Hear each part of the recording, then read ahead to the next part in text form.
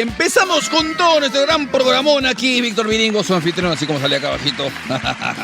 Víctor Viringo, tu perro favorito. Perro inteligente, culto, inteligente y sobre todo sabrosón y recontra guapetón de la televisión peruana. He dicho. Bueno, en el día de hoy tenemos a un gran invitado.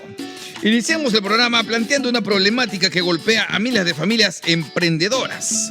Según datos del Ministerio Público, solo en el 2023 se han reportado 4.000 casos de secuestros en un año. La institución advierte que esta modalidad de delito viene creciendo desde el 2020. Para analizar la seguridad ciudadana a nivel regional nos encontramos conectados con el exministro del Interior y analista político, Dardo López Dols, quien ya se encuentra en línea. ¡Adelante! Buenas. Buenas noches. Gracias por la invitación. Ay, el gusto es nuestro. Gracias a ti por aceptar también la invitación, Dardo. Por favor, empezamos. Hace unas horas, una misión de observadores de la OEA reconoció la victoria de Nayib Bukele en El Salvador. Con esta ratificación del pueblo salvadoreño, ¿qué implicancias políticas tiene para Latinoamérica? Bueno, hay varias facetas del problema. Primero, es una señal importante que un presidente de la República se compre el problema de seguridad. Es decir, asuma que el problema principal para la población es el tema al cual él debe dedicarse. En eso me parece que hay un ejemplo claro. Ahora, donde no coincido que sea un ejemplo es en la fórmula empleada por él, porque pone en peligro el riesgo, pone en peligro la continuidad democrática al establecer un liderazgo reelegible al infinito. Y obviamente en el caso de Bukele hay que tener cuidado porque ¿de dónde viene? Viene del Frente Caramundo Martí, del Frente de Liberación Nacional. El Frente de Liberación Nacional es hermano del MRTA. Yo no confío mucho en él, pero lo que quiero rescatar es que es un presidente que se compra el tema principal de preocupación de la ciudadanía. Y eso es algo que nos falta. La seguridad es la principal preocupación de los ciudadanos peruanos y no vemos una dedicación importante dentro de las preocupaciones presidenciales y del entorno presidencial. A Bukele la prensa internacional lo representa como un extremista con rasgos de dictador. ¿Has podido estudiar las medidas y logros adoptados durante su mandato? Bueno, lo que ocurre es que en el mundo actual la publicidad a menudo disfraza o modifica la realidad. Entonces, aparecen medidas y aparecen en conclusiones que no estoy tan seguro de que sean reales. Puede ser que sí, puede ser que no. Quiero recalcar sobre todo la diferencia que existe entre el caso de El Salvador y el caso peruano. En el caso de país, cada país tiene unas características distintas. Ellos tienen décadas enfrentándose a las malas salvatruchas, que son organizaciones delincuenciales muy grandes, con control territorial.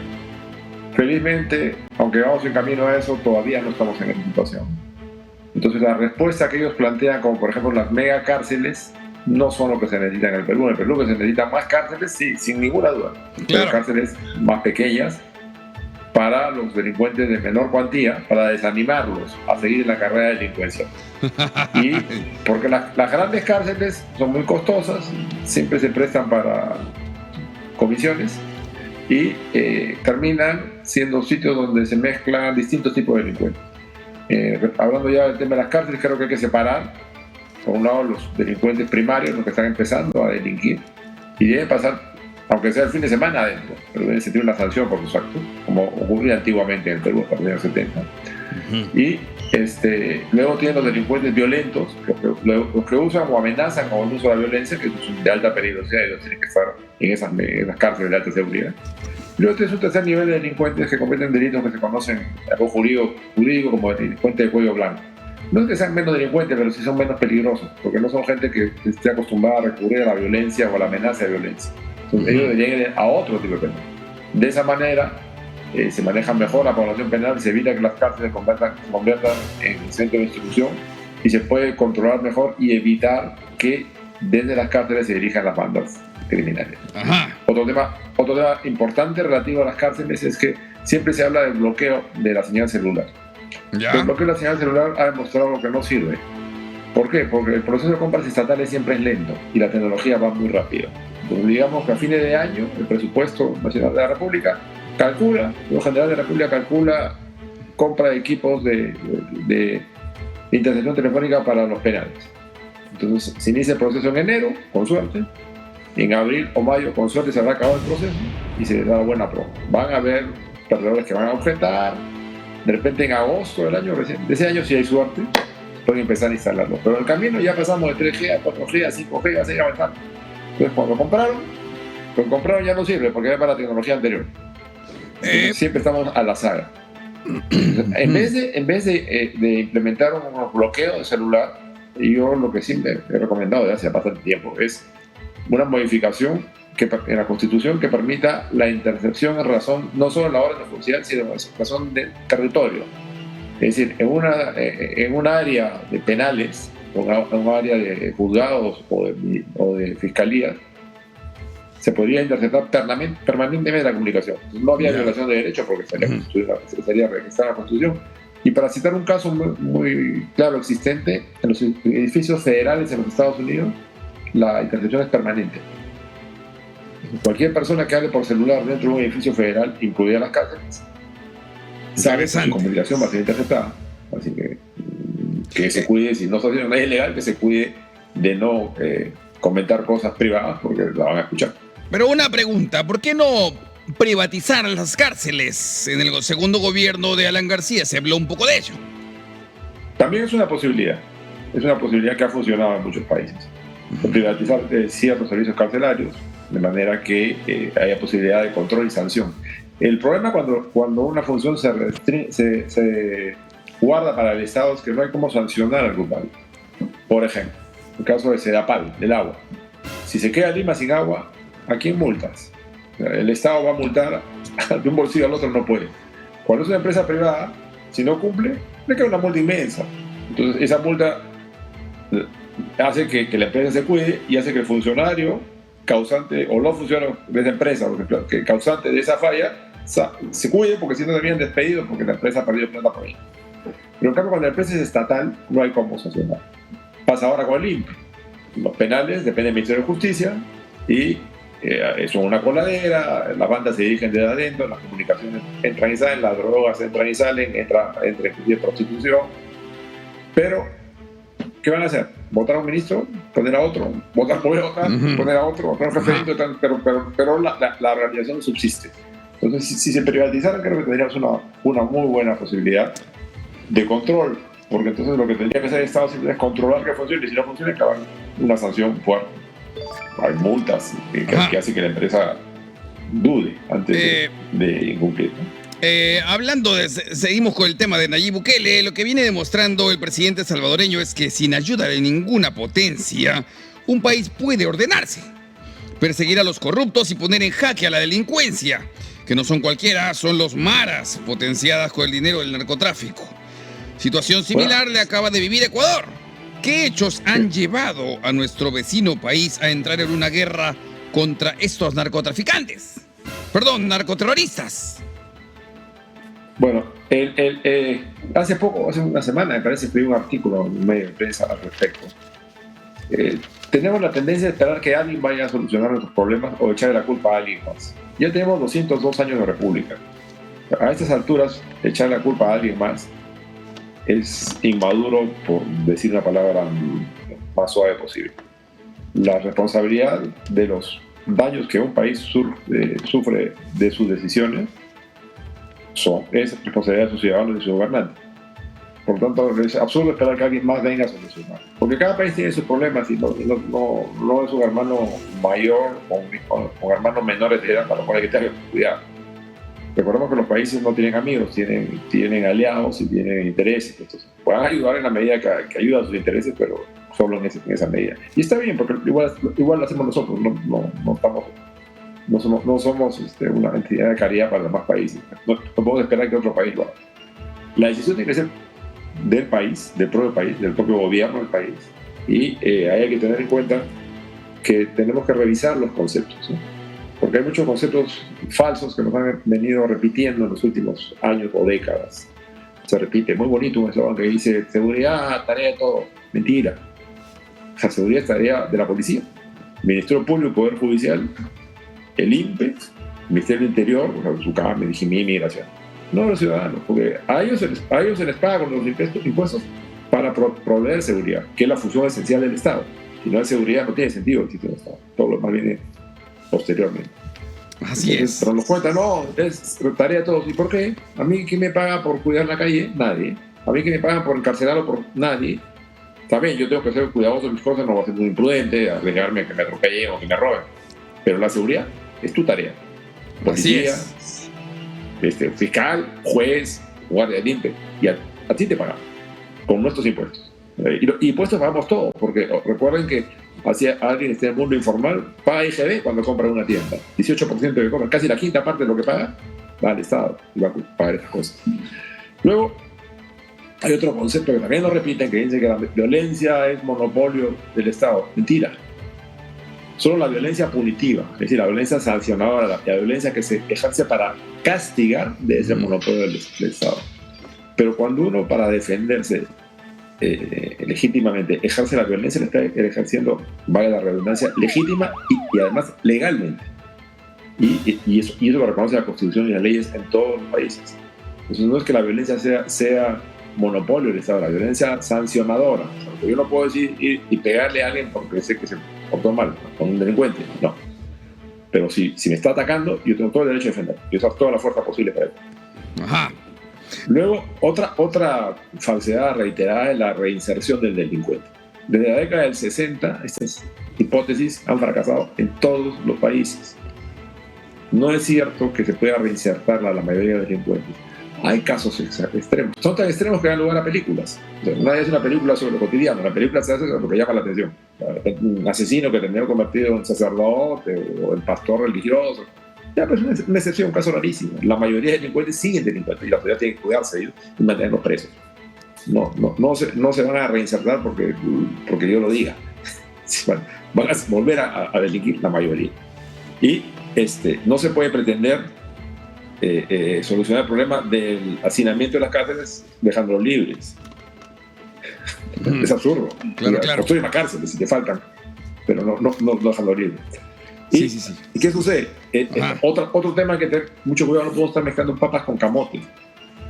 Normalmente la estadística habla del número de muertos, pero no separan entre los muertos, que son personas inocentes que han sido agredidas en la comisión de un delito, y los muertos que se causan entre ellos. Claro, ninguna muerte es deseable, pero si dos bandas de delincuentes se agarran a balazos o a cuchillazos y se matan entre ellos, esas muertes no son comparables con la muerte del ama de casa o del empresario o el empleado que muere porque le están robando algo. No son lo mismo, son cosas distintas. Y la estadística no suele separarlo, y ahí nos miente con los números. Otro tema que hay que tener cuidado es que hay una demanda irracional sobre las municipalidades. Las municipalidades no tienen las facultades que queremos nosotros. Las municipalidades no tienen atribuciones legales para la seguridad. Obviamente, parece que está más cerca al ciudadano mira al alcalde, y el alcalde tiene manos atadas, no tiene las herramientas, porque corresponde a la Policía Nacional, al Ministerio Público del Gobierno Central. La municipalidad puede proveer cámaras, puede proveer vehículos, puede regalar chalecos. Y muchas veces el alcalde está peleado con el comisario. Y además pasan cosas extrañas, ¿no? Que el Ministerio de la Policía le cobra al alcalde por los policías que le va a asignar. Eso es absurdo. ¿Por qué? Porque primero, es un servicio que ya está pagado con los impuestos. No tendría por qué cobrarlo. Y segundo, es una discriminación inaceptable, porque ahora hay distritos que no tengan la plata. Entonces el distrito no tiene plata, no tiene policías. Y eso es inaceptable. Claro. Luego hay que evitar las afirmaciones y negaciones a priori, que no están respaldadas en absoluto por la data. En tu artículo Terrorismo y Foro de Sao Paulo, publicado en septiembre del 2023, justo estamos viéndolo ahí, nos hace recordar que fue el financiamiento de petrodólares del dictador Hugo Chávez quien hizo posible que financiara una ofensiva contra las democracias suramericanas, décadas después con los resultados que padecemos hoy. ¿Qué tan cerca o lejos nos ves como país de la izquierda del siglo XXI? Bueno, hay que mirar más allá. Nosotros vemos la fachada, que es Hugo Chávez, es el gobierno de Evo Morales, pero lo que hay que mirar detrás es quiénes están. Y si vemos detrás, vamos a ver que está la mano de Irán, la mano de China, la mano de Rusia, detrás de su gobierno. Es por eso que hacen maniobras militares conjuntas. O sea, ¿con quién hace maniobras militares en Venezuela? Con Rusia, con China y con Irán. Entonces, ¿quién ha comprado las operaciones productivas más importantes de Venezuela? China. ¿Quién tiene pactos militares con el gobierno de Venezuela? Rusia. ¿Quién es el modelo para la organización de las milicias bolivarianas? Irán. ¿De dónde copia ¿de dónde proviene esta metodología de subversión que hemos visto en Venezuela? De parte de Venezuela, lo hemos visto en Colombia, otra en Chile, ha habido intentos en el Perú, ha pasado antes en Bolivia, lo han querido hacer en Argentina. ¿De dónde viene? Del Pasarán, que es la unidad de subversión urbana de la inteligencia iraní. Entonces hay que mirar detrás. Y eso nos va a llevar a entender que no estamos enfrentando fenómenos como los anteriores, estamos enfrentando fenómenos mucho más complejos porque los enemigos son mucho más grandes, mucho más experimentados y con mucho más dinero. Y pensar en derrotarlos con herramientas que funcionaron en el pasado es ingenuo. Eso es como querer escuchar música en un tocadiscos, en VHS, ver películas en VHS, cosas que ya no existen.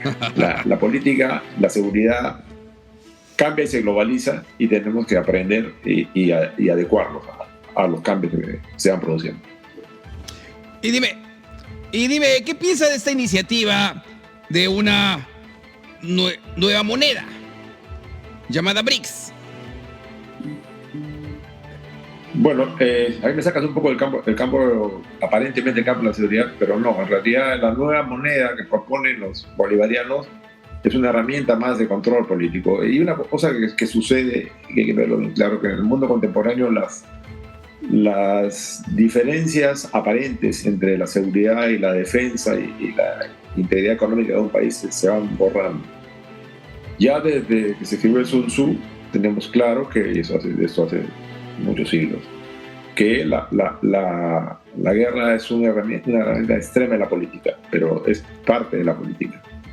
En el mundo contemporáneo se ha incorporado el uso de bandas delincuentes y el uso de medidas económicas como parte de la guerra entre los países. Entonces hay que tener mucho cuidado si tenemos que países, son justamente Venezuela, Rusia, Irán y China, quieren usar una moneda conjunta. Tenemos 3 estados absolutistas en los cuales no solo no existe democracia, sino que no existe respeto a la ciudadanía en absoluto. 3 culturas y un proxy, o sea, el proxy de Venezuela. 3 culturas imperiales muy antiguas en las cuales se gobierna por miedo. Y esto no tiene nada que ver con la ideología, ya cometió un error, ¿no? Que ya se cayó el muro, sí, que eso no es comunista, esa discusión es secundaria. China, Rusia e Irán siempre se han gobernado por miedo, jamás por la búsqueda del favor de los súbditos hacia el soberano, sea la Rusia zarista, sea la Rusia comunista, sea la Rusia de Putin. China, el imperio chino, o el gobierno de Mao, o todos los que lo han sucedido, gobiernan por miedo. Irán, siempre, el viejo imperio persa, se ha gobernado siempre por miedo. Su metodología no es buscar que la población esté contenta, sino tenerla asustada para que no se rebele. Claro, para llegar a ese punto, primero te engatusan, te cuentan historias bonitas, te regalan cosas para que confíes, y una vez que caíste, ya no tienes salida, ya no hay salida pacífica posible. Otro país que sufre, otro país que sufre el mismo embate de la izquierda es Argentina. Las propuestas de Javier Milei para dinamizar el país han sido bien recibidas por una mayoría de ciudadanos. Sin embargo, tal como sucedió acá, personas de izquierda se oponen a ello. Lo preocupante es que hay reportes de detenidos extranjeros. ¿Cómo opera este eje del mal en Latinoamérica?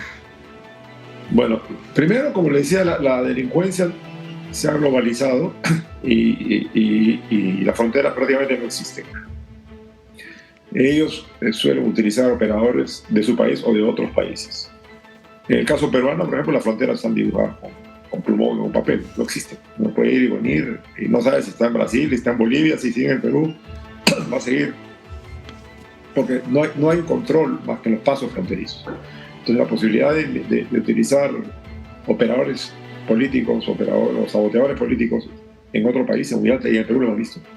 En las manifestaciones han habido gente enviada por Venezuela, gente enviada por Bolivia. Hay países como Bolivia, que es muy fácil porque el fenotipo es parecido, el acento es parecido. Entonces, mientras no enseñes un documento, no te vas a dar cuenta de dónde es la persona.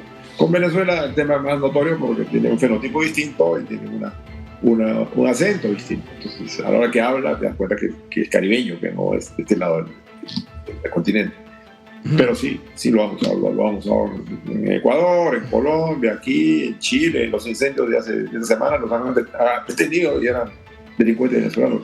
Hay que tener cuidado con esto de no caer en la xenofobia, ¿no? Porque en Perú deben haber más o menos 2 a 3 millones de venezolanos. 1,5 registrados y el resto pues, no registrados. De ese total, yo estimo que a máximo un 10%. Claro, pero en Argentina los chilenos fueron atrapados. Igual. Sí, y acá han habido bolivianos operando. Claro. Venezolanos operando. Y cuando hubo el baguazo hubo gente de Centroamérica operando. Pero lo que pasa es que mientras no hablen, no le detectas el acento, y como no tiene un documento, no tienes cómo comprobarlo, puedes sospechar que es, pero no lo sabes. Pero sí, hay que tener mucho cuidado además con la nacionalidad real, porque a veces hay ciudadanos de un país, como Irán, que tienen documentación venezolana, y que han vivido en Venezuela y hablan en español con acento venezolano, pero son iraníes. Entonces, cuidado con eso. Bueno. Además, pero como decía, hay que evitar caer en la xenofobia de pensar que todos son los mismos. Había que buscar aliados entre los migrantes venezolanos honestos para poder capturar a estos venezolanos deshonestos, que son minoría, pero son suficientes como para que la población reaccione comprensiblemente. Estados Unidos ha reactivado las sanciones contra Venezuela, tras la inhabilitación a postularse de María Corina Machado. ¿Crees que la presión internacional provoque algún efecto? Yo me temo que no. Me temo que no, porque la presión internacional supone generar la debilidad de un régimen porque se vuelve impopular ante sus pobladores, porque la vida en ese país se vuelve complicada e insostenible. Pero ese tipo de regímenes han demostrado que no les interesa y que eso no los debilita en absoluto porque tiene respaldo internacional de otros países.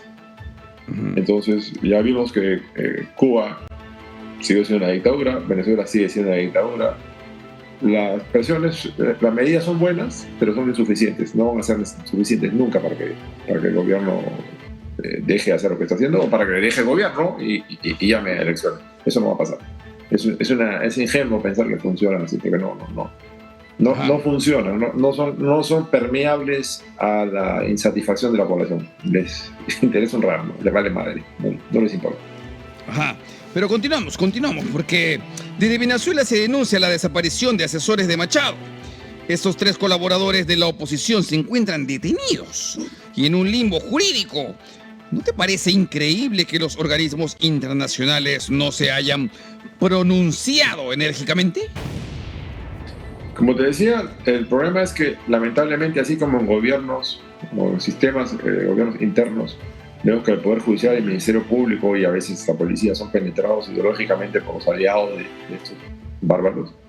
También han hecho lo mismo en los organismos de derechos humanos y en los organismos multilaterales, de manera que no se manifiestan contra sus patrones. Entonces, no me llama la atención. Es decir, no debería pasar, pero no me llama la atención. Lamentablemente, estos organismos multilaterales se han desnaturalizado totalmente. Están absolutamente parcializados. Defienden los derechos de quienes comparten sus ideas y ignoran la vulneración de los derechos de quienes no comparten. En México, cambiemos a México, pese a lo evidente, Andrés Manuel López Obrador negó sus presuntos vínculos con el cártel de Sinaloa y rechazó una supuesta investigación de la DEA que lo acusa de haber recibido dinero del narcotráfico. ¿No te parece aborrecible que este socialismo del siglo XXI, tenga relación con el narcotráfico? Por supuesto, pero es claro, en su metodología no importa la fuente de financiamiento, lo que importa es el objetivo. Una metodología para quienes el método no interesa, sino solamente les interesa el objetivo, lógicamente recurre al crimen.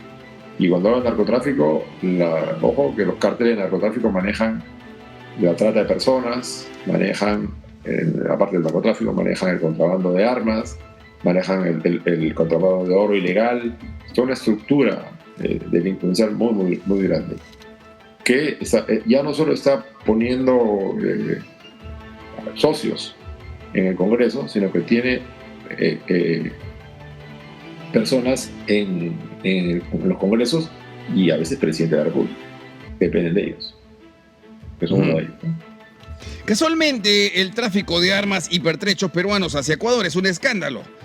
Por una parte, la SUCAMEC busca justificar la poca fiscalización con propuestas legislativas que van en contra de los usuarios formales, como limitar aún más la adquisición de armas y municiones. ¿No te parece que la SUCAMEC busca desarmar a los ciudadanos legales y favorecer a los delincuentes? Mira, en el plan chavista, el primer paso para avanzar es el desarme de los ciudadanos que poseen armas legalmente, porque tienen miedo a que se defiendan ante una agresión. Eso lo han hecho en Venezuela, lo han hecho en Bolivia, lo han tratado de hacer en el Perú. Donde están ellos lo hacen, es su metodología. Ahora, ayudamos la atención porque es la primera vez en la historia que el director general de la policía, o comandante general de la policía, como se llama ahora, busque el desarme de los civiles honestos en su lenguaje. Nunca ha pasado antes. Eso es peligroso porque podría significar que ha llegado a copar ya ideológicamente el alto mando policial, lo cual es grave. Y el superintendente, en su cambio, realmente bien fresco, por decir otra cosa, porque quienes han fallado son ellos. O sea, si yo voy a reparar mi carro, mi mecánico no sabe repararlo, yo no voto el taladro, no voto el alicate, voto el mecánico. Entonces, la ley es muy buena y te da todas las herramientas, y su cambio no lo ha hecho. ¿Qué ha pasado? Acá hay dos problemas bien serios. Su cambio ha permitido que individuos que acaban de sacar licencia para portar armas, curiosidad, la sacaron cuando apenas asumió Castillo. Le compraron armas, en múltiples armas idénticas, en un número absolutamente irracional, a empresas comercializadoras que aparecieron con el gobierno de Castillo. Y esas armas han ido a dar a manos de la delincuencia. ¿A quién se le pasearon los caracoles? ¿A quién se le escapan las tortugas? A la SUCAMEC. Entonces, no venga ahora a culpar a los ciudadanos honestos por lo que ellos no han hecho bien, porque no llegan a 20 las personas a las cuales Totalmente. han dado eso, cuando debieron haber informado a inteligencia de la policía. Tiene la obligación de informar. Si yo voy y me compro 30 fusiles igualitos, obviamente estoy haciendo algo por lo menos extraño, por lo menos sospecha, y mira, no hicieron nada. Y ahora quieren culpar a los ciudadanos que legítimamente buscamos defenderlos. Pero dime, ¿y el armamento? Y por otro lado, para terminar la ronda, discúlpeme, es que la policía y la Fuerza Armada niegan que hay armas de la policía y las Fuerzas Armadas que van a mano de la delincuencia. Eso viene pasando hace muchos años. Y lo que sí hay que evitar es utilizar este argumento para insultar a la institución, porque la institución no son las personas. Hay malos elementos en la policía, hay malos elementos en el ejército, no son todos. Entonces lo que corresponde a la policía y a la Fuerza Armada es aceptar que están enfermos, aceptar que tienen malos elementos, identificarlos y sancionarlos. Se requiere una identificación individual y una sanción drástica.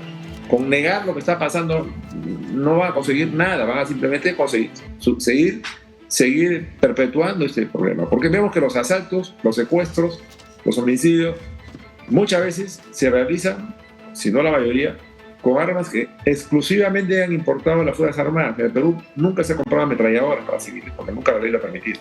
Todas las que han llegado al Perú, las que tienen capacidad de ráfaga, el AK-47, el M16, el FAL, el Galil, todos esos han sido importados solo por la policía y las Fuerzas Armadas, y están en las manos de la delincuencia. Algunas van hacia el extranjero, otras vienen de contrabando.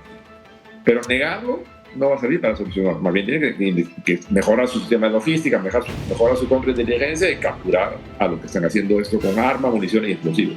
Igual pasa con las granadas. Nunca se han vendido granadas en las tiendas. Entonces, ¿cómo hay granadas en la calle? ¿De dónde vienen? Y peor porque hay algunas que han sido fabricadas en FAMI o fabricadas en Sistec, en la Marina en los años 90. Quiere decir que están saliendo de los institutos armados y la policía. Entonces, ahí hay un problema que no se soluciona negándolo, se soluciona aceptando que hay malos elementos y haciendo un trabajo de contrainteligencia adecuado para detectarlo. Y un buen trabajo de inventario para que no se te estén escapando las cosas. Así es. El problema es que además no hay buen manejo de inventarios. Te voy a contar una anécdota. Cuando yo fui viceministro del Interior, ordené que me dieran el listado de las armas que existían en la policía. Y no había un arqueo.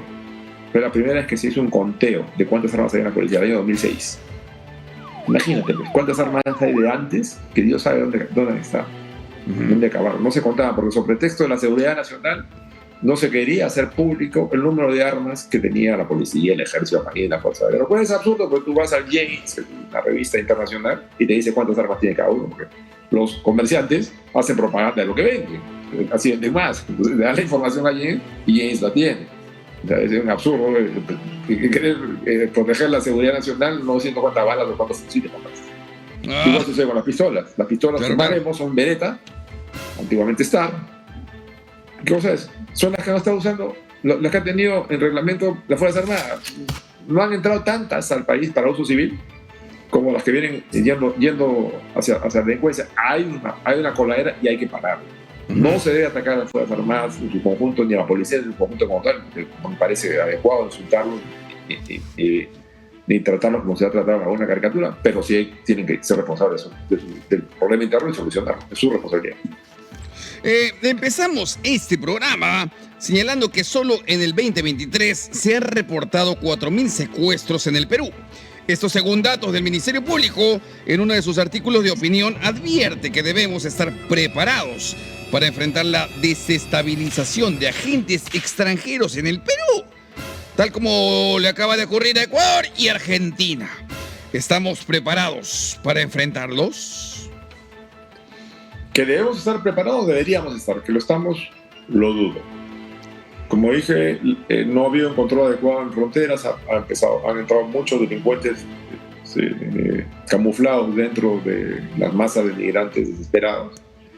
Dentro de ellos siguen pasando a personas y armas, además de las que pueden obtener por otros medios.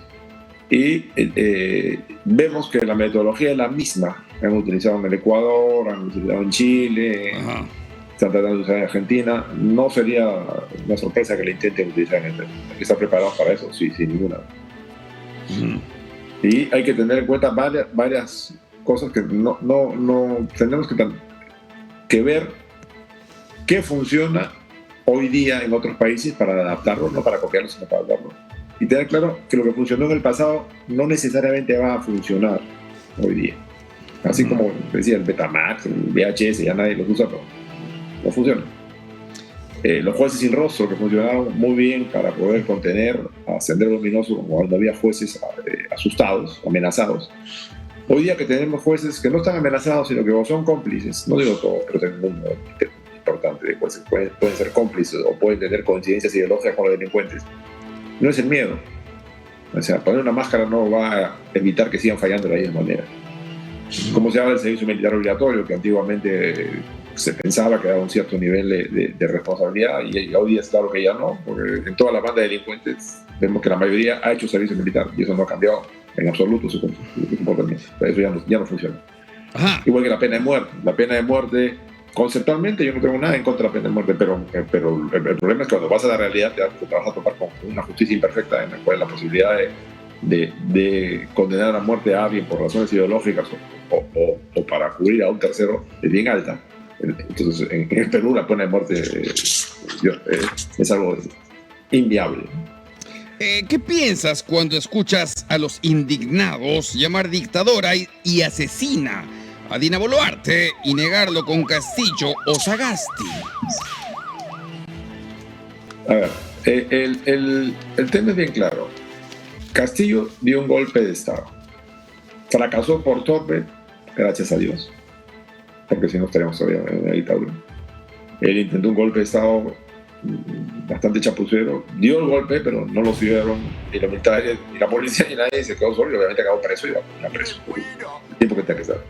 Ahora, sobre los muertos en las protestas violentas, porque no solo han sido protestas, han sido asaltos a aeropuertos intentos de toma de instalaciones violentamente, secuestros, bloqueos de carreteras, impidiendo que la gente circule. Y eso no son protestas, eso es de comisión de delitos. Dentro de esas han habido muertos. Ahora, una metodología común, normalmente utilizada por el socialismo del siglo XXI, por los bolivarianos, es la generación de muertos para adjudicar la responsabilidad a la policía. Y hemos visto algunas tomas que hacen suponer que han sido asesinados desde adentro por los mismos manifestantes. No es la primera vez que se hacen historias, se ha hecho muchas veces para enardecer a la población, para generar protestas. Y esto está respaldado por un equipo gráfico. Normalmente a veces vemos que una persona protesta, como las marchas que eran 6 o 7 disfrazadas y había 40 camaronas. O ahora en Argentina una sola persona empujando las escudos de la policía y había 20 camarones detrás. Entonces se amplifica una cosa y se genera una impresión con objetivo político. Entonces hay que tomar eso con pinzas, con mucho cuidado, a ver quién realmente es el que causó la muerte. Si que fue un acto de la policía o no, y si fue acto de la policía, si fue en combate, porque si el policía mata a alguien que estaba atacándolo, pues está actuando adecuadamente. Recordemos que las piedras han matado en la historia de la humanidad más gente que las balas. Todas las guerras antiguas se pelearon a pedrada. Alejandro Magno conquistó el reino que conquistó, los incas conquistaron el reino que conquistaron con hondas y guaracas, no con fusiles, no con pistolas. No se puede minimizar el poder de causar daño de una piedra lanzada con una guaraca. Bueno, vamos a una preguntita antes de irnos a la pausa comercial. Desde el Congreso se plantea volver a los jueces sin rostro para poder encarcelar a involucrarlos en crimen organizado. ¿Cree que es la medida correcta? Me temo que no, porque como dije hace un rato, me temo que no, porque el problema es otro. En los años 80 y 90 el problema era que los senderistas amenazaban a los delincuentes, a los jueces, mejor dicho, para no meter preso a los delincuentes. Hoy día el problema es que desde la derrota militar del terrorismo ellos han ido infiltrando el Poder Judicial, el Ministerio Público, y hay jueces con nexos con estas organizaciones. De manera que a su vez, como ya hemos conversado hace un rato, tienen organizaciones terroristas que tienen nexos con la delincuencia organizada. Entonces el fallo del juez no siempre es porque tenga miedo a la amenaza, puede pasar, pero no siempre es así. El fallo del juez muchas veces es porque tiene interés en fallar de determinada manera. Entonces eso no se cubre con poner una máscara. Lamentablemente es una herramienta que difícilmente funcionaría hoy día. ¿Qué opinas cuando te tildan de fujimorista? ¡Vamos allá! Bueno, esa es una herramienta que existe, que han convertido en una forma para tratar de desacreditar a alguien. No es cierto. Yo soy técnico especializado en seguridad ciudadana y en riesgo de origen político, y como tal me llamó Keiko. No fue la única que me llamó esa oportunidad. Te comentó algo, antes que ella me llamó, meses antes me llamó Kuczynski, pero Kuczynski quería que yo trabaje con Gino Costa, y yo le dije, Kuczynski también tenía la misma cercanía que con Keiko, y le dije, mira, con Gino Costa no, porque tengo diferencias imposibles de solucionar. O sea, yo no voy a ir a trabajar contigo con Gino Costa. Cuando hablé con Keiko teníamos diferencias en lo económico, porque ella tenía un planteamiento con el cual yo no estaba de acuerdo, pero en materia de seguridad, lo que yo le proponía me parecía, me da la razón. Entonces acepté ser jefe. Ojo que yo no soy ni candidato ni miembro del partido, sino el jefe de plan de gobierno en el área de seguridad, defensa e inteligencia, y el vocero en la materia, como otros más que trabajamos con ella. Y posteriormente, cuando yo, el gobierno de Kuczynski me han pedido ayuda en temas, también les he ayudado, y cuando me han ayudado como distintas bancadas me han pedido ayuda en la materia, mi interés es el país. Y sí, en esa elección me pareció que ella era la mejor opción por el equipo que había juntado. Uno tiene que tener claro algo, ¿no? Cuando va a una elección es como cuando va al restaurante, tú eliges lo mejor que hay en el menú, que no es la mejor comida, es lo mejor que hay en ese restaurante. Cuando vas a Chifa, no pides con papas fritas ni pollo con papa, pides unos platos de ahí. Cuando vas a un restaurante de carnes, no pides arroz chaufa. Entonces, cuando vas a una elección, tú tienes que ver qué es lo mejor que hay en ese momento y apoyar a los mejores. Porque además es lo mejor que va a hacer durante los próximos 5 años, y después se va y viene otro. No estás eligiendo ni un yerno ni una nuera que se vaya a casar con uno de tus hijos para toda la vida. Entonces es un candidato presidencial entre los que hay en ese momento, el que parece mejor, y a mi juicio era la mejor. Y lo ha demostrado lo que después, porque el Kuczynski se vino abajo y pasó lo de Vizcarra. Entonces vemos que la opción era la mejor. Ahora, que tengo acuerdos y discrepancias, sí. Amigos, sí. Tengo amigos en Fujimorismo, tengo amigos en el partido. Claro, justo ahí vemos en la foto también al general Miyashiro. Claro. Con Miyashiro sí lo respeto muchísimo. Es un profesional con grandes éxitos en materia de inteligencia, claro que sí. Sí, tengo mucho respeto. Pero bueno, ahora nos vamos a nuestro segmento llamado El Pimpanazo. El Pimponazo, te voy a explicar de qué trata. Yo te digo una palabra, tú tienes que responder con lo primero que se te venga a la mente. ¿Estás de acuerdo? De acuerdo. Vamos ahí. Empezamos. Estado de Derecho. Protección de la libertad. Nuevo puerto de Chancay. Riesgo geopolítico muy grande. No se le busca pleito al hermano más grande del barrio. Todos los que tenemos calles sabemos lo que pasa. Liberación de Alberto Fujimori. Y yo pienso que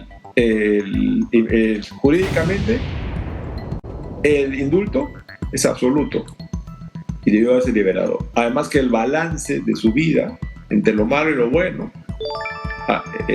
prima la ventaja para el país, más allá de todos los errores y delitos que haya cometido, y a estas alturas, a esa edad, corresponde liberarlo. Vladimir Cerrón.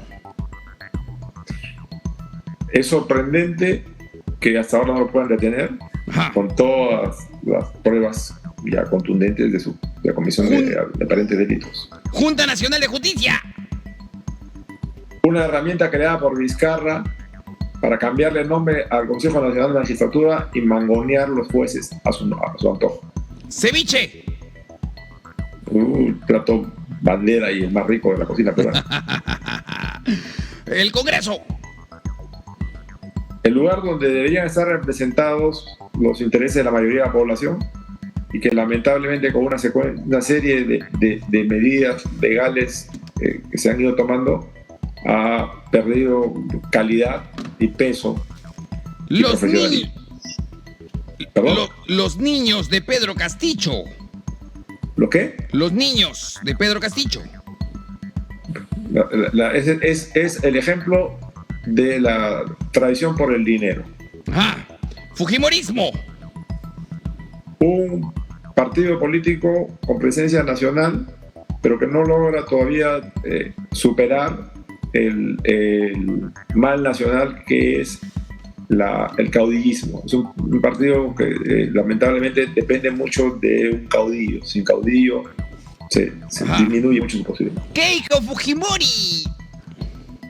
Creo que es una lideresa política que tiene el mérito de haber organizado un partido a nivel nacional, pero con falta de capacidad para tomar decisiones difíciles en momentos trascendentales. Pero bueno, ahora nos vamos con nuestro segmento llamado Ladras o Muerdes. ¡Vamos para allá! Bueno, ahora continuamos con nuestro segmento. Te voy a explicar de qué trata. Yo te hago una pregunta y tú tienes que responder con la verdad, con lo que tú consideras es la verdad. ¿Ok? Ahorita en unos momentos está llegando seguramente este tardón del pollo. El pollo llegará y el pollo que se va a poner aquí a mi costadito es el jurado verdugo. Si para él lo que tú contestas es verdad, hará el siguiente sonido. ¡Quick! O sea, una vez. A ver, pollo, creo que está llegando el... Se metió acá otro animalito, creo. Bueno, a ver. Pollo, ¿dónde estás? Ahí, ábreme la toma. Ahí está mi pollito, ¿por qué llegas tarde? Ya. A ver. Si para el pollo lo que tú dices es verdad, hará el siguiente sonido. O sea, 1. Si para el pollo lo que tú respondes es una vil mentira, hará el siguiente sonido. O sea, 2 veces y te caerá una descarga eléctrica de acá hasta donde tú estás, de 50.000 megatones. ¿Estás de acuerdo? Dale. Vamos para allá. Empezamos. Así como estamos, ¿es mejor para el país salirnos del sistema interamericano de derechos humanos? Sí. Sí, dice que sí. Segunda, ¿es cierto que hay un abuso de la figura de prisión preventiva? ¿Verdadero o falso? ¿Puedes repetir? No te entendí. ¿Es cierto que hay un abuso de la figura de prisión preventiva? ¿Verdadero o falso? Verdadero. Verdadero. Siguiente. ¿Es cierto que ves con preocupación la inversión del gobierno totalitario chino en el puerto de Chancay? ¿Verdadero o falso? Verdadero. Verdadero. ¿Es cierto que en el 2016 llamaste retrasados mentales a quienes marchaban contra Keiko Fujimori? ¿Verdadero o falso? No. Falso. No es cierto. Bueno, ha pasado, ¿no? Por primera vez que no te han electrocutado. Nos gustaría que brevemente nos compartas un mensaje. Tú sabes que este programa lo ven muchos jóvenes. ¿Qué mensaje les darías a la juventud que nos está viendo en estos momentos tras un Perú un poco movido, un poco convulsionado? Desde la cámara, bueno, iba a decir la cámara 3, pero bueno, solamente compártenos por favor el mensaje, un mensaje breve. Gracias. Bueno, el problema de inseguridad es un problema que se ha ido gestando a lo largo de los años y no debemos rendirnos. No busquemos soluciones mágicas ni inmediatas porque no las hay. Y tampoco busquemos copiar cosas que nos vende la televisión de otros países porque normalmente no son tal como nos las venden y nunca son aplicables exactamente a cada país. Ajá. Veamos con tranquilidad, sin apasionamiento, qué cosas funcionan en otras partes, como por ejemplo el principio del castillo, que hace que cada persona tenga derecho a defenderse en su casa, su vehículo, su centro de trabajo contra cualquier agresión ilegal, sin que sea encarcelado por eso. Un principio que ha sido contemplado en una ley que el Congreso aprobó y el Ejecutivo observó y hasta ahora se acaba encarpetada en el Congreso nuevamente.